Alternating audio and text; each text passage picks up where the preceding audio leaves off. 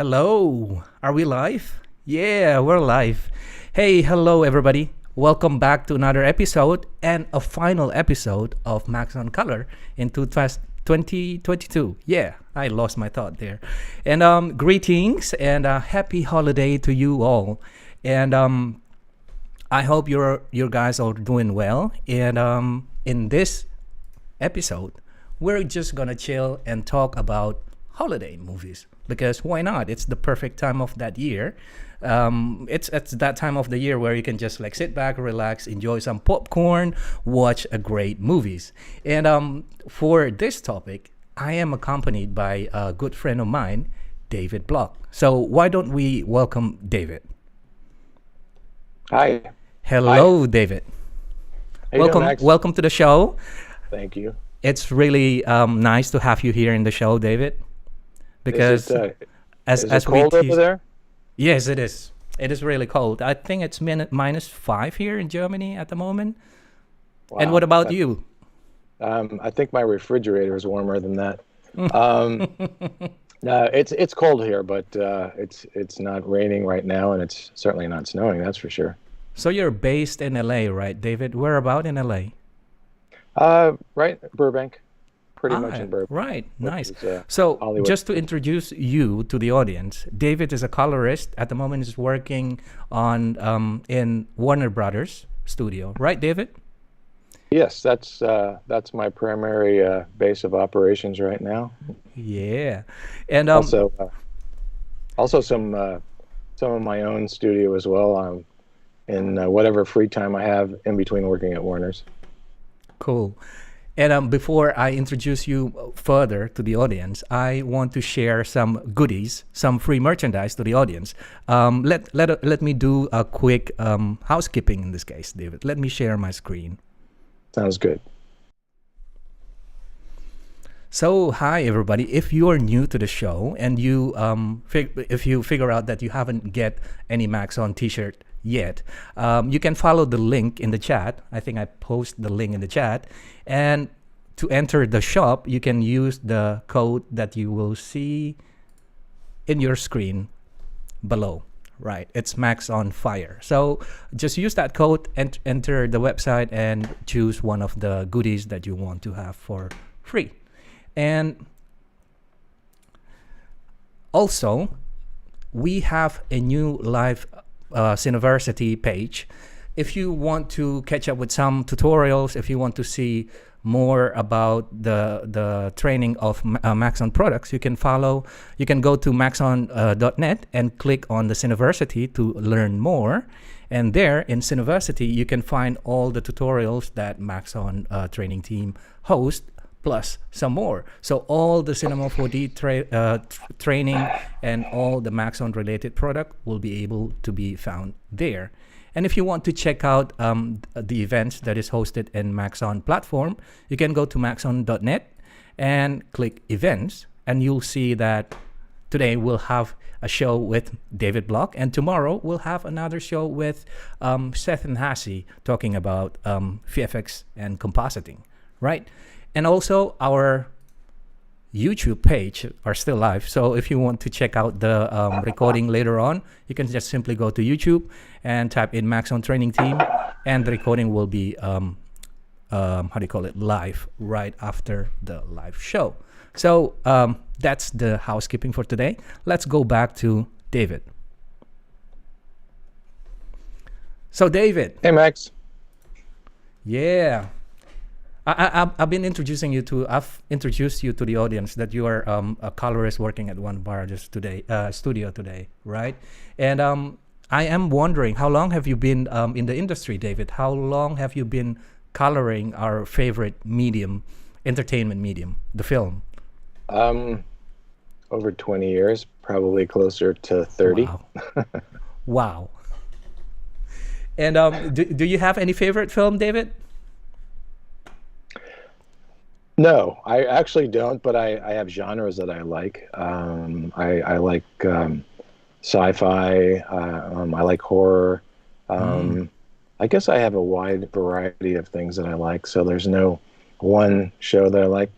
I do like Star Trek and and Star Wars, and I certainly like Game of Thrones, and Yeah. certainly the Tolkien series. I think I read those books like 3 times, so I tend to favor those as well. How about you? Do you have any? I enjoy everything, and but my favorite one is La La Land, because you mentioned Oh, that you were working in Warner Brothers. A lot of the scenes in La La Land was shot in Warner Brothers studio, right? yes, yes. I hate to admit it, I have not seen that movie yet, and Oh yet man. I literally walk past that one corner shot when I every day. It's a musical. It's not for everybody, but I love No, it. I don't dislike musicals. Yeah. Watching your reel, David, I can see that you have plenty, if not like so many of them, the holiday movies in your reel. Um, is there like a coincidence, or how do you end up like getting a lot of like a holiday movies project?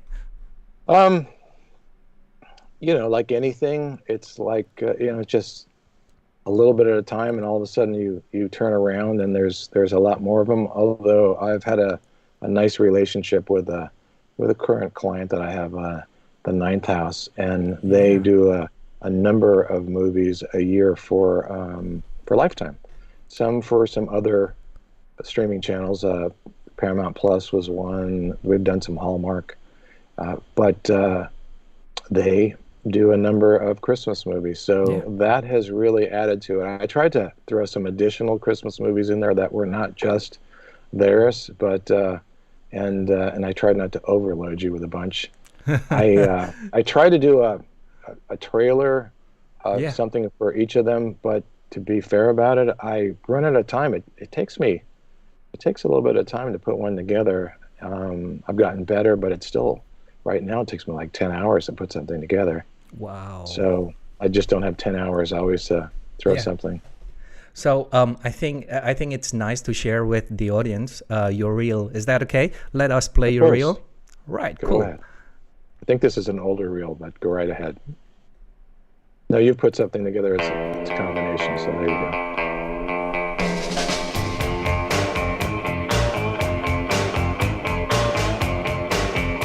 This was a nice Bollywood movie that came out. This was a short that I worked on. I don't remember the name of this one. They were going for a little bit of a stylized look. Here's another short.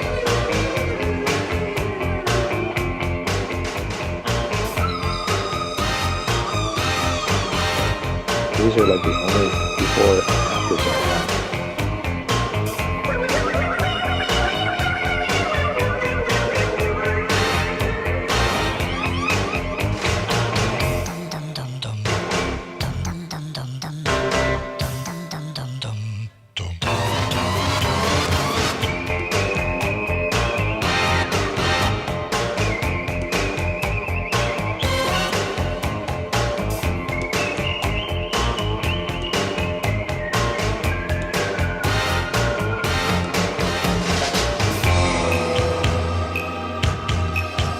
Playing the fan sharp ahead of the first one.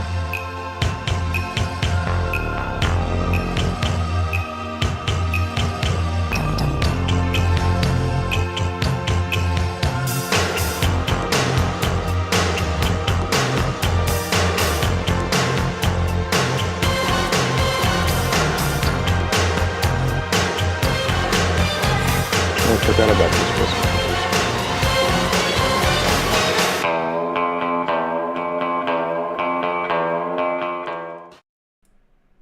Oh, free plug. Wow, David, you have such a like mix of like project, and they are look so cool, so nice. The colors, Thank you. amazing, and you have like mix how do you call it projects there. I saw like full feature movie. I saw shorts, right? And I think you Mhm. mentioned that the first one was a Bollywood movie, Yeah, yeah. Chittagong. and here you have like a breakdown before and after of your look, right?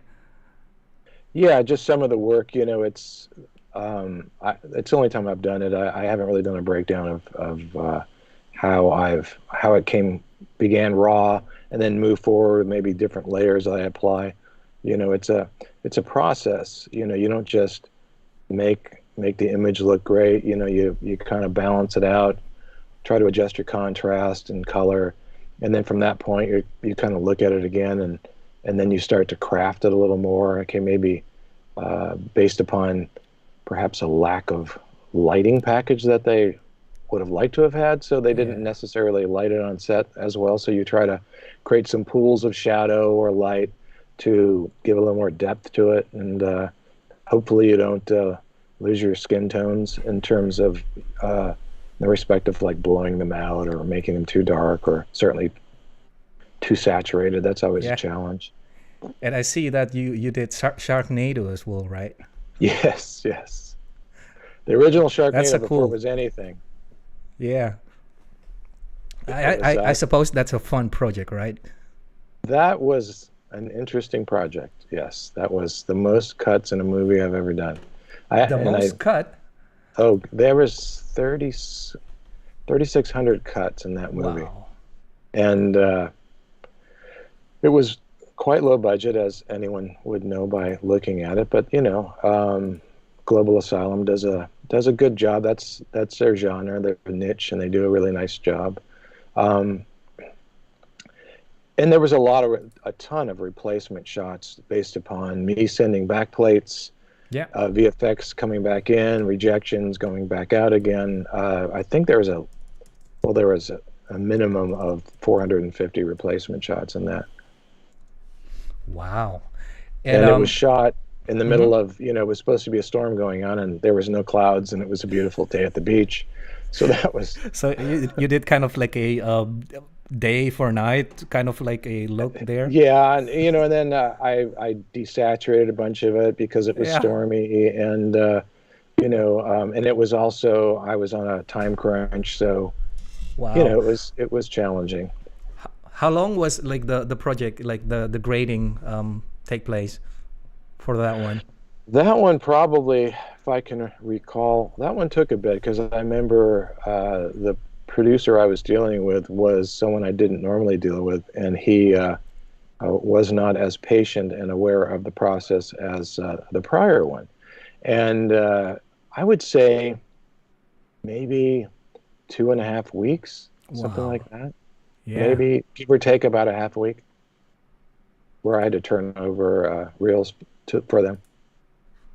And David, speaking of like a holiday movies, right? One thing that I notice in many of the holiday movies are the look of holiday movies. They are so subtle, but yet so powerful.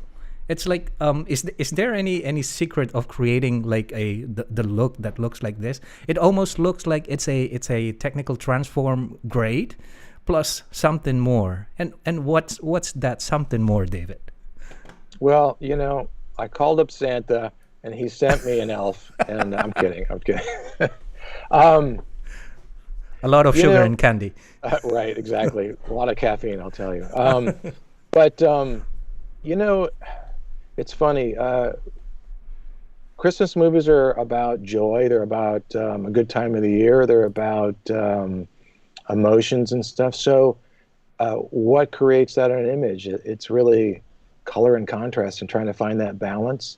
I like to have an image that doesn't limit color. It really has good color separation, and just playing with the contrast and maybe the saturation level to come up with what I feel is a mix that works for the movie.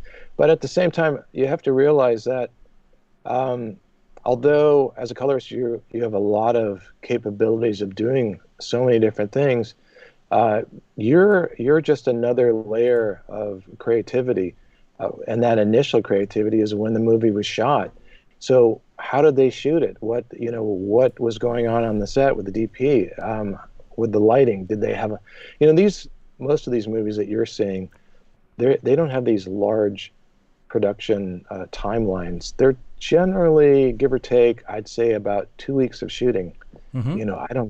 If they went to 20 days, I would really be surprised. So they're trying to accomplish multiple setups in a limited amount of time. So in with those types of situations, you're going to have the DP's like, I really wanted to throw a light on that back wall, or, I had a light there in the wide and I didn't take it out for the close-ups, or maybe the reverse is true. Can you knock that wall down, or could you lighten that area up? It's too dark. So you're trying to find that balance. Another thing is if you have a table in the foreground and you've got a light over the set, your point of view from where that camera is, all of a sudden you realize that table is really bright and it's distracting from your actors or your background. So you've got to throw a window on there, and you've got to knock that down. You probably are going to have to track it if it's a dynamic shot that is, panning or something like that. So you take your cues from the footage you have, and then hopefully putting your best foot forward, and you get a good response from your director, DP. So it's almost like a mix between like fix it on the post or create the look in the set, right? Yeah, and the more time that the DP and the director have spent crafting from their side, the easier it is, or the easier it can be from my side, as long as they are not changing their direction. If they change their direction, they say, hey, we made it too dark, can you brighten it up? Then you're presented with issues of, okay, how much does that image want to be opened up? Does it start to tear apart? And are you seeing, a noise? And sometimes when you are, how do you deal with that? I was given some shots recently on a movie that I'm supposed to get in January. And that was a situation where the sun was going down. They were trying to deal with magic hour. And I guess some of the best takes were towards the end when the sun was going down too much, and so it's a bit dark and a bit noisy. So I had to use a product called Neat to take care of the noise, and then bring some Is it sharpening. the Neat video? Yes. Yeah. Yes. Yeah, that's a good product. But it's complex. It takes a bit of finesse to work it correctly. It took me a while just to get up to a decent level of being able to use it. Okay. And David, speaking of this look, like the Christmas movie look, holiday movies look, most of them, they look so clean and pretty. You mentioned like power windows, secondaries a few minutes ago. Do you find yourself like in achieving this clean and pretty, flawless look? Did you use like many secondaries, or do you mainly achieve them just through the primaries? Or is it a mix? I'll use secondaries sparingly, unless it really needs it. I don't like to go in and change colors unless I've got a director or DP saying, hey, we need to change color on that. So it's a balancing, contrast, and once I get what I feel is an overall good look, I might go in, I'll definitely apply some red secondary, and I'll usually pull a little red out, and I will counterclock on the hue just a little bit so that it's not so magenta red. And then if it is a nice sky scene and maybe it's a nice sunny day, I might nudge the sky a little bit by either changing my saturation hue, moving it a little bit towards blue instead of cyan, and maybe put some more saturation. But interestingly enough, I might do the reverse if I find maybe the cutbacks. It's one shot that has a little too much saturation in it, so it's trying to even it out, so that on a shot by shot basis, it looks like it's all happening at the same time instead of different days and different lighting setups. That's probably the biggest challenge that colorists are faced with is creating a consistent look, because even if you're off a little bit, if you're consistent, then it won't be as obvious. Yeah, it's like the things that we talk here in the show. I mean, normally Diego and I always like talk about the big three things when it is coming to color grading. It's like the amount of contrast, the amount of the saturations or the color palette, and then the texture. Speaking of texture, if we watch like all the movies in the background that we're playing here today, you'll see that like many of the holiday movies, there are like some clever use of diffusions or glow in this case.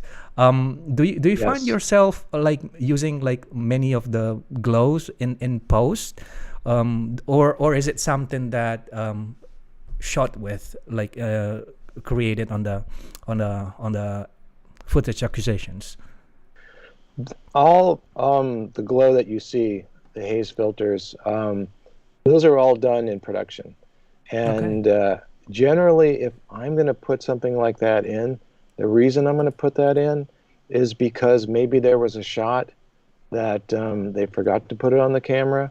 So trying to, again, deal with the consistency of the other angles, I would put it in then. I generally don't find that I'm putting it in. Maybe once in a great while. And usually most of these, in terms of texture, since we're talking about texture, this was all kind of stylized. They wanted me to come up with a look through here. So that was kind of fun. But it's, they'll give you like, hey, come up with this look, and they'll no direction. So you literally have to search your pocket, so to speak, to come up with something. But back to the haze filter or the atmosphere that you're going to see. Yeah, it's all in there. But sometimes I'll tell you, they in production, the use of it is too strong, and you're having a difficult time trying to find that contrast level that works. So you might bring your blacks down too much, and now it doesn't work as well. But you're not quite aware of that when you're doing the work, and so you have to come back and look at it and go and make some additional judgments, and then make some additional changes to it.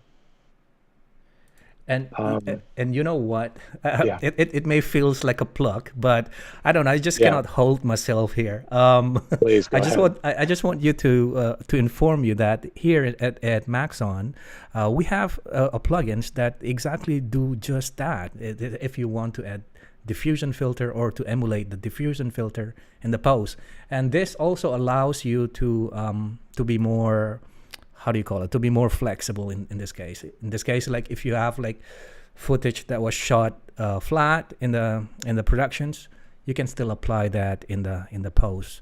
And it's called the Magic Bullet Looks.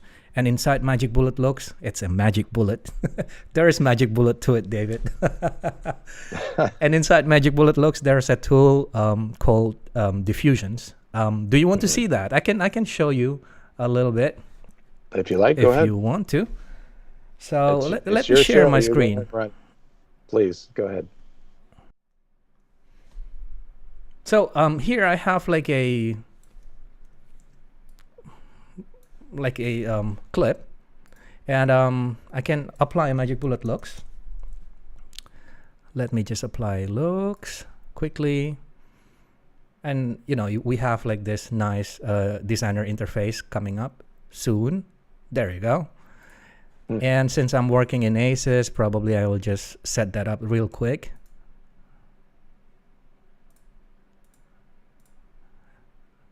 Right. The tool is called Optical Diffusions. And what's nice is that there are plenty of controls that you can do here.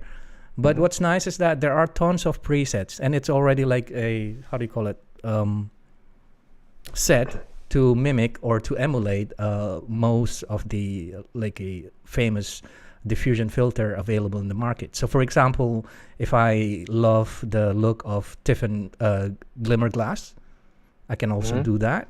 Or maybe like some people like the Black Pro Mist, I can also do that. Or I can do the soft effects, things like that. And it's simply just by dropping in that diffusions. It's like, for example, if you have like a scenes with a lot of diffusions, but then one shot doesn't have diffusions, and you can just like, okay, let me just drop in some diffusions in the post. Don't worry about that. Well, yeah, I just want to show you that. I mean there's a possibility to do that in the post. Sorry for the plug. No, that's I understand. That's what the show is about. The plugins have their place, and I know that predominantly your audience are not mainline colorists, although you're going to have some in there, but you're going to have VFX artists and you're going to have editors that Yeah. are being required to do a lot of things. And so when you use a plugin, always the more education you can get from what it would normally look like if a particular filter was being used on a camera, so that when you go to a plugin, you kind of know what you're looking for. Because usually what happens with plugins, anyone that's on the post side, if you don't have a familiarity from the production side, you're not aware of what those things look like. So if you then select from 50 plugins to do a filtering, and you have something in mind, then you can go through and kind of see what's going to give you the closest result for what you're looking for. So continually trying to learn what these different filters are supposed to look like is even for colorists is a good thing if you can find the time to try to do that, so that when you need to throw something in there and help yourself out, you kind of know what's going on, and if that particular plugin is working for you, or should you go to another one, will it give you better results? Yeah. If that makes sense. That makes a total sense, David. And especially in these lower budget movies that I have, they're not like multi-million-dollar budgets. So I find that I am being asked at different times to augment, or I might find that somebody is doing something. It could be VFX, it could be somewhere else, and I think, I can do, let's try this thing over here. Not that I'm trying to take away their work, but perhaps either they may be overloaded, and I can, then step in and fill that gap. Yeah, but I think you did a really nice job on this. Like, if you said these are low budget movies, they looks expensive. Yeah, I think we all start to we feel like, it's those superstar colorists, and there are some superstar colorists that work on some very high budgeted movies that we're all familiar with. I mean, if you Game of Thrones series, any major motion picture, I would consider in that realm, and so we tend to view ourselves or with that in mind, and those people care a lot about their movies, but there's not a person at a lower budget that doesn't care about their movie as much as everybody else does at a higher budget. Yeah. So you need to bring as much care about their projects as Scorsese does about his. Yeah, that's a very nice advice. From now on, I will hold that advice and put that on practice, David.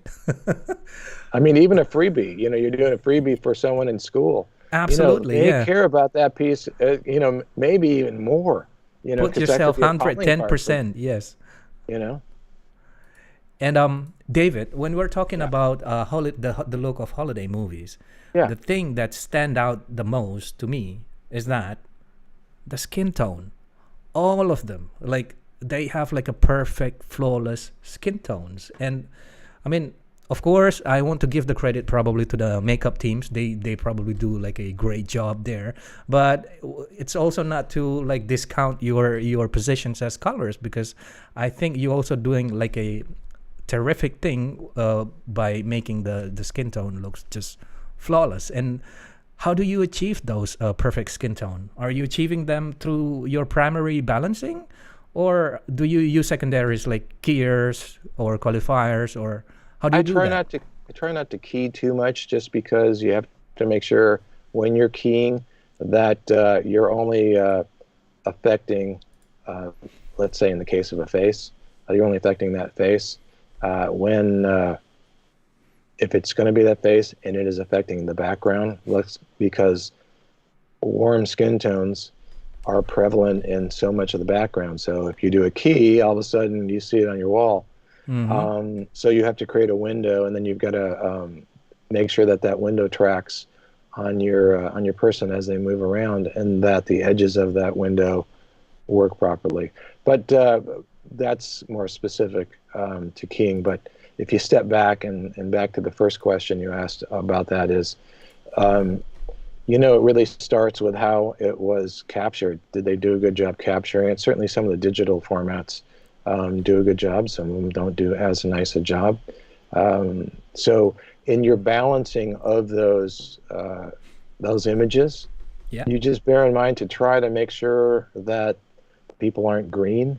Hopefully Yes. you don't go, it's a slight nudge and you're Not going a heavy-handed. little magenta. Yeah, exactly. I mean, but it's you trial and error, and also dealing with red saturation. Yeah. If we Because balance a shot mostly out, the skin tone lives in the red, right? exactly, Yeah. and you'll find much of the color in an image is in the warmer tones. Mm-hmm.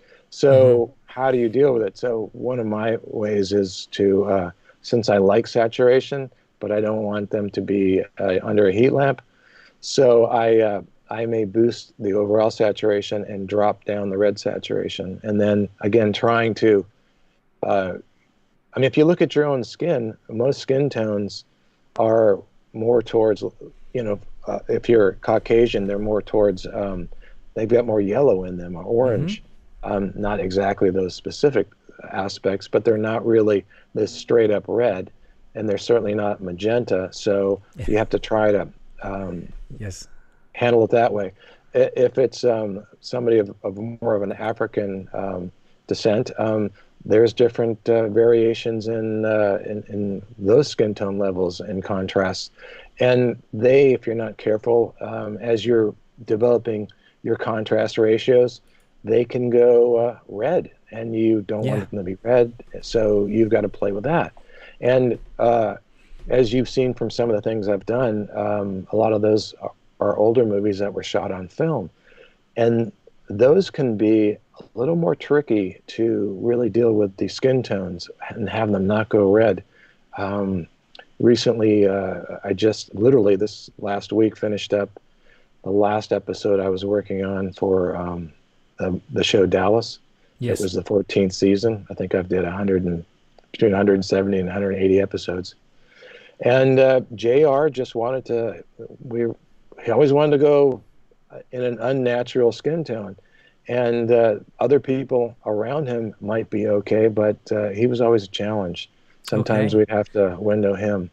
Ah. Anyway, hopefully that's enough on skin But tones. yeah, that's a nice tips there. I see that you mentioned that you boost the saturation, but then you how do you call it, tone down the red Yeah. saturations. I think that's through the use of curves, like a hue versus saturation curve or something. Um, it's on a curve graph as you look at it Okay. in Resolve, since I use Resolve. But we just think of it as secondaries. Yeah. Yeah. Yeah. Also, David, Yeah. we see that you work in commercials, you work in full feature shorts. Do you do music video as well? I've done some music videos. Not too many of them. Not too many of them. Yeah. The things why I'm asking that, I Sure. really want to know is like how you actually work. It's like how do you approach a project? Do you like work with a fixed note structure, or how do you do that? Um, you mean how would I approach working in a particular genre or Exactly, overall? exactly. You know, Like uh, moving there's from some. one genre to the other genre. Do you always like use a specific set of fixed note structure, or how is it? Well, the short answer is no. Ah, But the longer answer is I've moved more towards that. I didn't used to be that way. I used to be, since I've come from using DaVinci when it was not Resolve. yeah, We didn't have all these layers and everything. I mean, as DaVinci evolved, they had different ways of power windows and things like that function like layers do or nodes do. So we just tended to color a shot. So I come from that background. So I used to I'd start with a node, then I'd add a node, and as I would need more nodes, to do other things to qualify the image, I would add them. But I find that there were some issues with that when I was trying to copy from one shot to another. And so in the last probably 2 to 3 years, I've started to develop some new node structures, but I don't have any set node structures. Yeah. And like I'm doing this thing, I'm using this particular, let's say structure 1 versus structure 2. But there are considerations. I do have, when I share my screen, I did try to bring in some node structures. Feel free to share your screen. I'll do that now. We'll see. I've actually got a node structure up right now that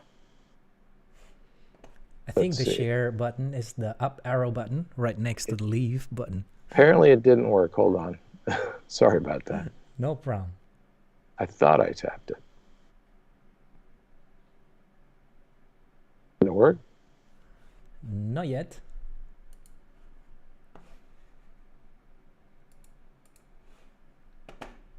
Now we can see that. All right.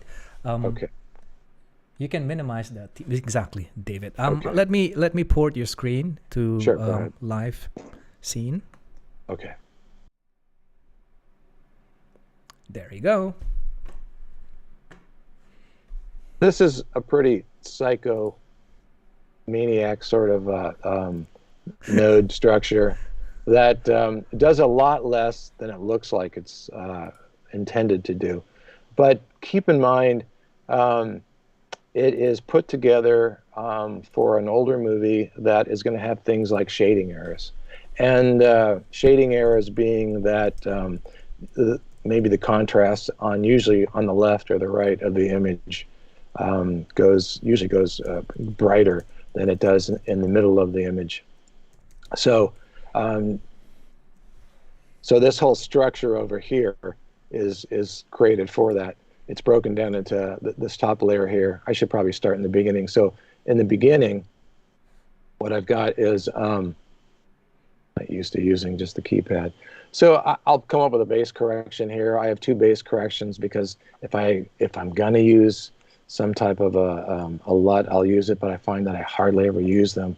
So, so your first base correction, once you start to put some pretty aggressive contrast in there to get the image to look like something, your image starts to tear apart. And to continue to use that image or that layer, that node, is not a good thing. So if you create a new node and then once again start to overall make adjustments, doing it on a second node works better. I've also got curves in there, so if I want to throw some curves in there, I can to play with some contrast. And then I've got a parallel node structure here if I want to use any secondaries so that it affects the colors that I want to without it being interactive as much. And then I'll go back to maybe this overall here. So what you're seeing over here is to deal with some restoration dynamics of if you've got some shading errors that I want to correct.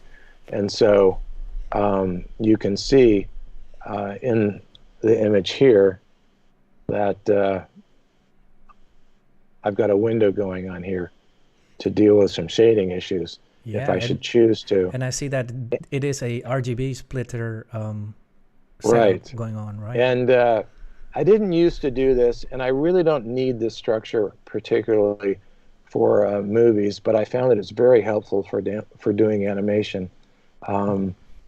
That instead of having, like over here, I have the left side, and this is an overall, so this will affect all my colors over here. If I'm playing with that, let me see if I can get it to work. You can kind of see where that's adjusting it. Yes. But if I'm over here, and it is just in the red I'm able channel, to adjust that. But it provides a little bit of nuances to making those adjustments. So most of the time this sits there doing nothing, but I could come across a shot where I find that it's working. So so anyway, if I have a shot that it's working, and down the road I want to copy that over to something, if I don't have the same amount of nodes in my structure, it will become destructive, and I'll have to reconstruct the way I want that shot to be. I won't get into the details on how that works. Try it out yourself and see. Create a node structure and try to copy it to something else that has a different node structure, and you'll see that it doesn't work as well. So again, most of this is not being used, but it comes in handy. Yeah, it's like building muscle memory, right? You know which one to use and which one to forward. Exactly. That's that a makes nice sense way. without talking about it. Yes, absolutely. It's a really nice way to work. And speaking of restorations, you've done plenty of restorations project as well, right, David? Yeah. Like the one that we see in the screen now. It's from 1993. Bodies Rest in Motion. I see Tim Roth there. Yes. Quite young. Yes, that had a nice cast too. I like that movie. It was fun. Was it a restoration? Yes, it was. Not a lot of restoration in this one, just because of budgetary concerns, and just because it's an older one doesn't mean it needs restoration. But usually, what you'll find in this kind of a movie is that you may have, it's called density fluctuation, or color breathing. Density fluctuation is where you see, it's almost like somebody's like turning the lights on and off just slightly, and it can be distracting as you're watching the picture. You can get some shading errors in here that you've got to deal with, and you can get some, if you've got elements that weren't, perhaps film elements that weren't stored well, you might get degradation in some of those layers of the emulsion, so that it tends to maybe go magenta or something like that and lose some green. And if that degeneration happens in an image, let's say on a shot, and it fluctuates, then you'll see color breathing in the shot. And so you're trying to deal with those in different ways. Color breathing is a little harder to contend with, as opposed to density fluctuation. You can use, I'm sure Maxon's probably got some plugins for that to really kind of try to handle those, in a nice way. Yeah. When working with a restorations project, something like this, like what we're seeing here, Suspiria, we know that this projects come to you with the look in it, right? It's already, they already have looks in it. And how do you approach grading such project, David? When you say they have looks in it, you mean they already have like intended palette? Yeah. Well, you have the this was the it was actually scanned in Italy, and the owners of the elements didn't want the film elements to leave Italy, so they scanned it there. I think they were using an ARRI scanner. This was literally the last movie ever scanned from Technicolor Rome before they closed down. And we had problems with two of the reels, I don't remember which ones, that there were some issues in the scan that we had to reject. And the company that basically took all the equipment and created an independent post house, they had to finish up the scanning there. And and that was coming off the original camera negative. And although this is from original negative. Yeah, this is original camera negative. Wow. And so those looks, although they may be baked in the essence that the director and the DP Tavoli had created on set, we had to make sure that those images were recreated in the proper contrast ratios to get them to look properly. And in terms of the restoration side of it, then we actually this project went to a couple of different houses before it finally realized complete restoration, because we turned down some restoration, and there were some issues. Reel 5, there was a bunch of issues with that one, that artifacting, that we had to reject the reel. I think that one was literally, they just forgot to QC it properly, and once they did that, they saw a lot of the issues. But they did a really nice job.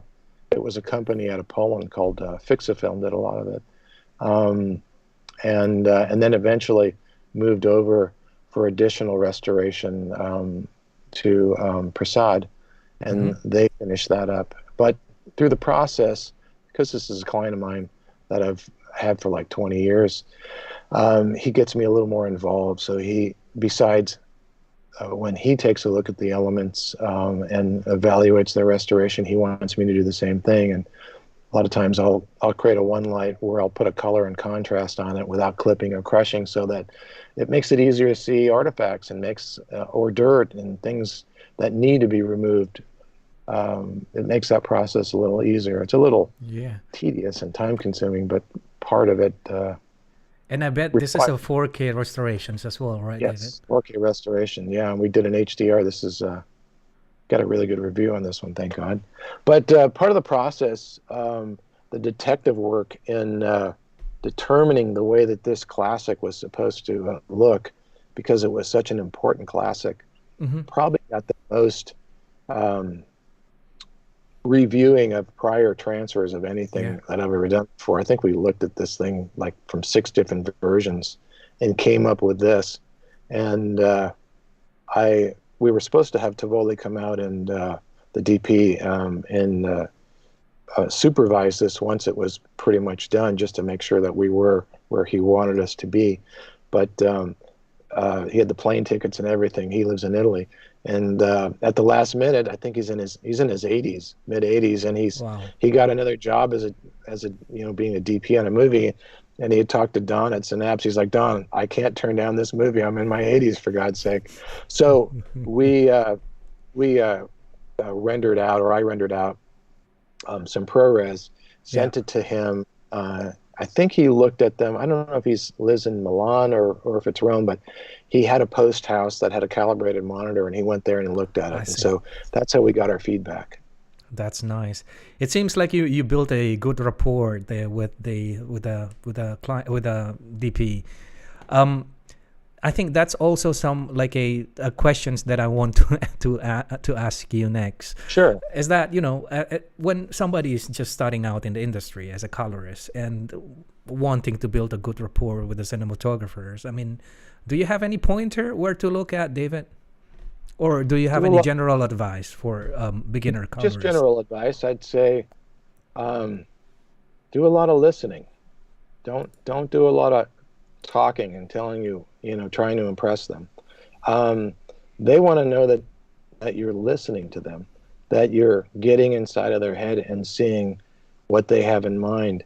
And sometimes that's challenging. I mean, I've been in a color session where I had clients in there, and the tension was so high because clearly I was not getting what he was trying to say. Yeah. It was a situation where I was trying to can you make it blue? And I was not making it as blue or in the shade of blue or hue that they apparently wanted. Yes. And it got pretty heated, and I basically tried to maintain my cool.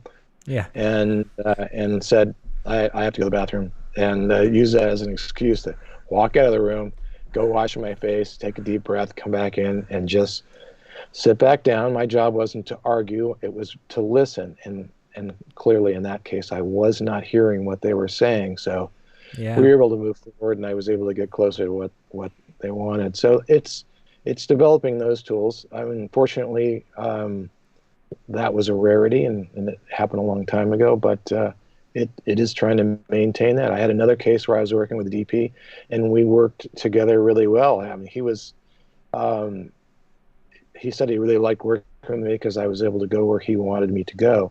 I don't actually work with that DP anymore because he stopped talking to me, and I'll tell you why. At least this is the best I can figure out. So he had a movie, and it was coming to me, but he was unable to come in and help to supervise the session.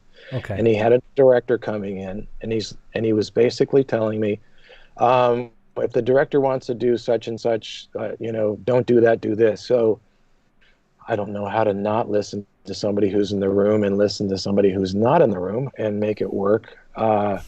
So being presented with the challenges of trying to get the image to look how I thought it should look, and also listening to the director and how they wanted it to look.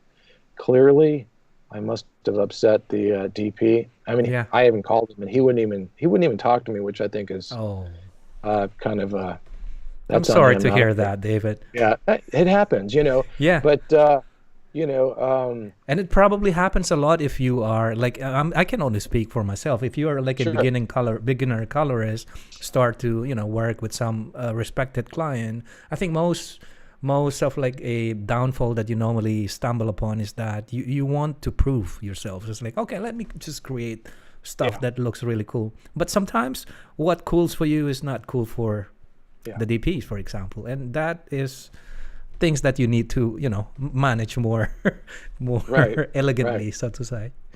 Well, those are the bad experiences. I've had a hell of a lot more good experiences than that. My goal whenever I'm working on something really is to have as little changes as possible. Ninth House, the company I think I've done over 30 movies for them. Um, we have a really good relationship. And initially, I have had the director come in, Jake, Mm-hmm. and he's given me feedback. But believe it or not, I am unsupervised for much of the movies I do for them. I will portion the movie into sections so that it's easier to upload, and I will send him those for him to review. Yeah. And he'll have some notes now and then, and sometimes, incredibly, there's no notes. Hey, it looks great. We're done. Sometimes the DPs will come in. Usually when that happens, on these kind of movies, they're younger DPs. Not to say that they're not capable, and not to say that they haven't done a number of things, but they'll have some input, and we might have some tension rising in the room because they're not thinking that I'm hearing what they're saying, and they're not, and I'm clearly not going where they want exactly. Yeah. But sometimes the image has challenges going to where they want to go based upon, let's say there's a window behind their subjects and they're shooting inside, and that window is blasting out. So trying to gain back, what is outside and how much should you gain back? There's a lot of questions in there. Do you really want to see outside? Are the images outside clipping? In other words, are they hitting 100%? There's no detail, or are they just too hot to really read, and they're not necessarily clipping? There's all those kind of questions, and how to approach those. Those kind of questions really come about also with the advent of HDR. In an HDR, Rec 2020 sort of scenario of a color space, all of a sudden you've got a ton of headroom that you can see everything outside, and maybe the director or the DP's like, well, we don't really want to see all that out there. How do you deal with that? There's so that extra ability is just bringing up other questions that you kind of have to contend. Don't get too heavy-handed on that on that stuff. All right.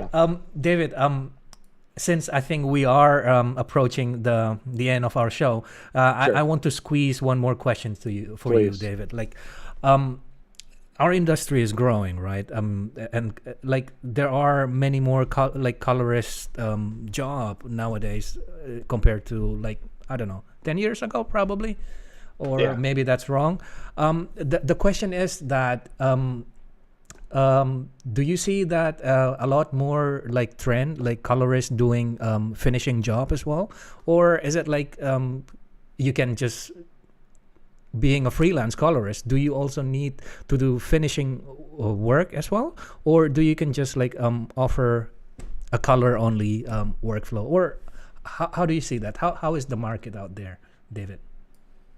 It is not straightforward, for one thing, and every question you asked is basically when a client comes to you, whatever their expectations are going to be what they're hoping you're going to be able to produce.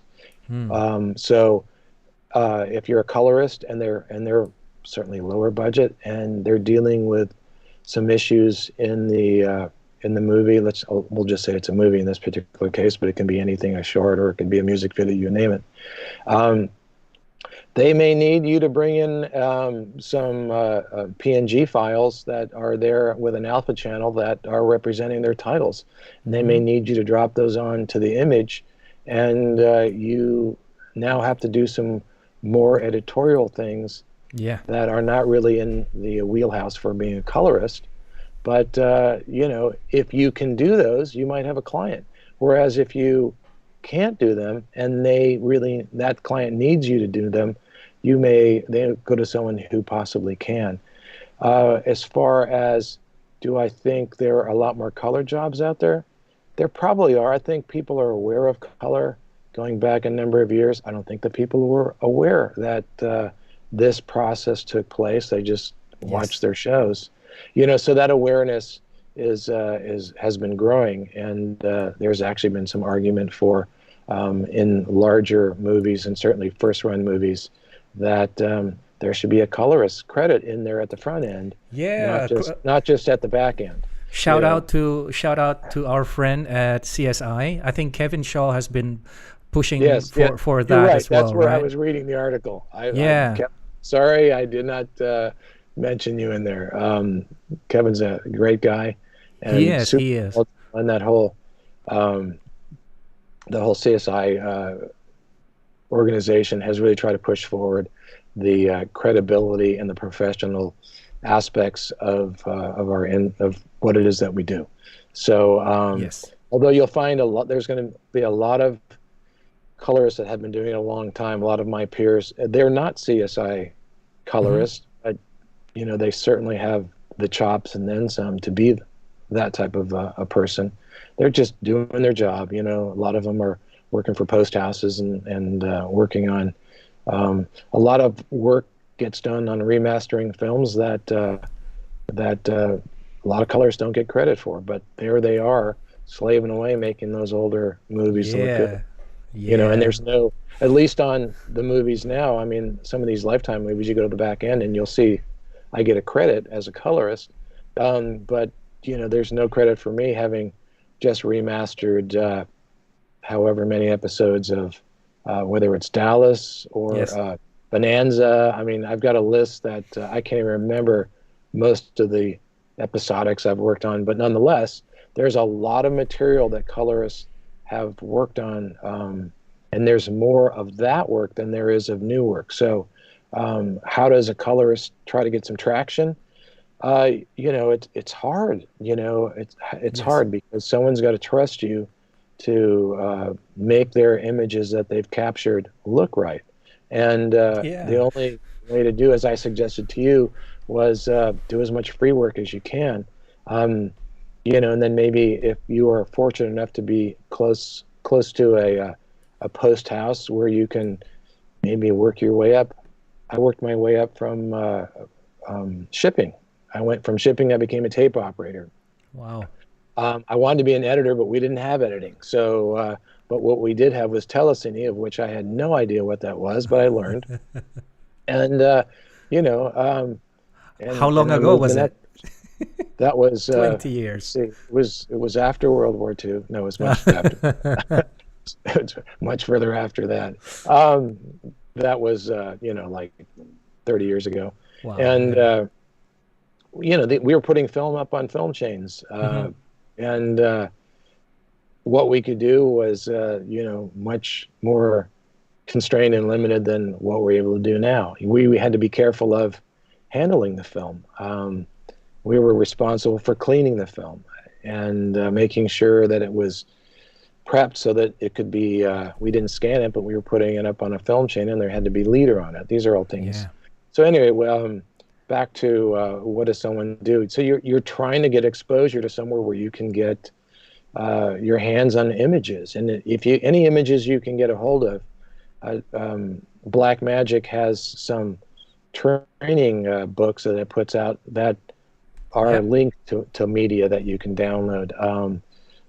Ripple training, there's other places to go for training that you can buy those courses. Heck, I buy those courses because there's people that spend a lot more time trying to learn the software than I do. I'm too busy just trying to put out product. That's And what's nice about learning, right? It never stops.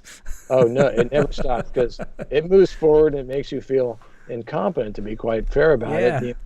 Yeah. Your software, Resolve. I love Resolve, but as it moves forward, it leaves me in the dust, and so I have to dive back in and see what new tools they've put in so that I can use them appropriately and take advantage of the directions that they're moving in. Yeah, thank you very much, David, Sure. for your advice. Yeah. Thank you so much for sharing your experience with us and the tips and tricks for making such a nice skin tones in the holiday movies. I wrote them down, and from now on, I'm probably gonna sneak them into my workflow. Thank you so much, David.